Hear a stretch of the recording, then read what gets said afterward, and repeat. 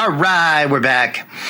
And a friend of the program is joining us now. He's president of the National Right to Work Committee, which is a 2.8 million member public policy organization. He also serves as president of the National Right to Work Legal Defense Foundation. Mark Mix is with us here on the Ringside Politics program. Mark, how are you, sir? Welcome. I'm doing great, Jeff. Thanks for the opportunity to be with you. That was refreshing, those clips from the new Speaker of the House. Holy mackerel. Wasn't that good stuff? Yes. Wow. We have got a vast improvement over the former Speaker. We're proud of him here in Louisiana. And we've got the number 1 and number 2 position in the Congress. We have a new governor. And things are going to turn around here. By the way, we were one of the first right-to-work states, were we not, Mark? Yeah, you were. And, you know, we had to fight for it because it got repealed. And then when Governor Edwin Edwards was back, he signed it again in 1976, and we've had it ever since. So, yeah, it's a good state, and lots of good things are happening there, Jeff. It's really exciting. Yes, indeed. We are excited. So let's talk a little bit about something not as pleasant, and that is the United Federation of Teachers subsidiary rallying with a pro-Hamas socialist group. Tell us more, Mark.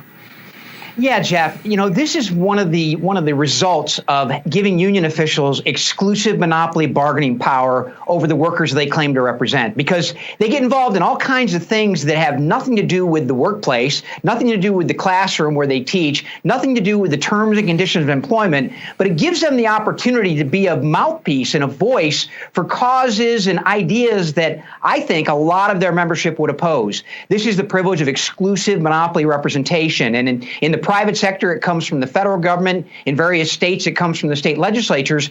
But it gives union officials, you know, basically the ability to thumb their nose at their members and say, you know what, we're going to start talking about issues that really don't make much difference to what the actual representational responsibilities of the union are. And so when they start talking about Palestine and support for Palestine and support for Hamas and rallying with organizations that are supporting terrorist activity, like what happened in Israel, a couple weeks ago now, I guess, October 7th, I think it was. I mean, right. It has nothing to do with teachers and what they're teaching in the sense of curriculum and what's going on in the classroom, but it has everything to do with union power and their ability to kind of ignore their members and just start spouting off on issues that a lot of their members, I think, oppose. So one of the groups that they, affiliated with here, the Democratic Socialists of America, had one participant photograph waving a picture of a Nazi flag. And the Democrat Socialists of America said they had no regrets about their protest. So that's who this union is collaborating with?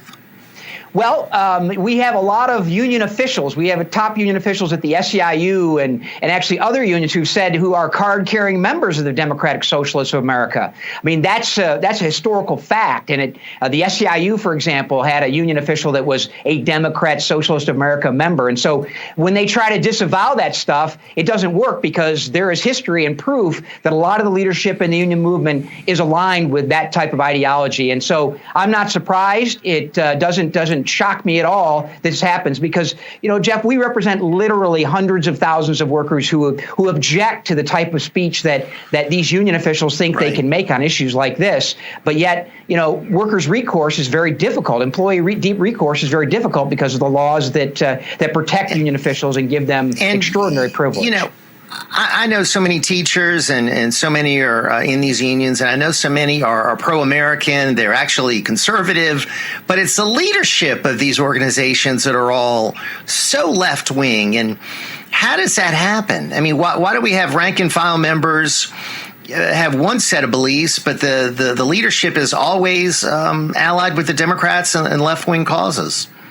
Yeah, Jeff, you're exactly right. There is a large group, and the difference in ideology and beliefs between rank and file union members and union officials is growing wider and wider and wider all the time because of the radical politics of a lot of union officials. Randy Weingarten, the head of the American Federation of Teachers, is one perfect example of that. We saw that during COVID. We are seeing that as we move into this new political season. And so the reason why they have that power is, as I mentioned before, is the exclusive monopoly representation. The one thing that a union demands once they get recognized is they become the exclusive voice in the workplace where the union is allegedly representing those workers, their members. And so that voice is a very powerful one, because if you decide you don't want to associate with the union, you have to give up certain workplace rights in order to maintain union membership. And in order to get out of union membership, you have to give up some of your ideological and philosophical rights and your workplace rights. And so that Hobson's choice should be something that no teacher should ever be faced with, no employee should ever be faced with. But until we get rid of that forced monopoly exclusive representation power that unions have,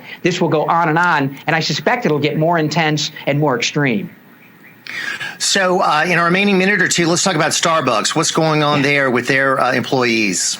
Yeah, same thing, Jeff. I mean, all of a sudden the Starbucks Workers Union, which is a subsidiary of the Service Employees International, which is the big union behind the Starbucks unionization drive, they came out with, support for Palestine right after the invasion of Israel from Gaza. And they basically said, they used kind of a Starbucks logo and said, we're supporting Palestine. And I guess Snoops just did a recount of, or a recast of what was said, because someone was so worried about that radical position that they had to go back and get Snoops to say, yeah, well, they didn't really say Hamas, they said Palestine. But the timing of it was very clear what they were doing. Starbucks has filed a lawsuit against them because they were using, logos and other things and speaking, quote, with Starbucks' name. But yeah, this is again another example of the extreme position that union officials take, and it might be in complete conflict with the rank and file workers they claim to represent.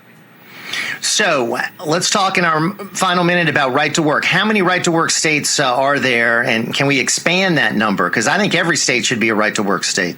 Yeah, absolutely, Jeff. We have 26 in force right now. We're going to lose Michigan 90 days after the Michigan legislature adjourns, because they did repeal it I think the second week of the legislative session with a Democrat governor, Democrat House, Democrat Senate. They repealed the right to work law. It had been in place for 10 years. It had been very beneficial. We've got right to work programs in a couple of different states like New Hampshire and Montana. We've got efforts in Colorado and New Mexico and other places where people are pining for individual freedom in the workplace. We'll keep working at it. We're going to grow it, and we're going to get freedom for all employees across the country. Just have to hang on a little bit and continue to fight. Yeah, and keep up the great work. Your organization is invaluable. Mark Mix, thank you, sir. Appreciate it very much. And thanks for the kind words about our great state of Louisiana.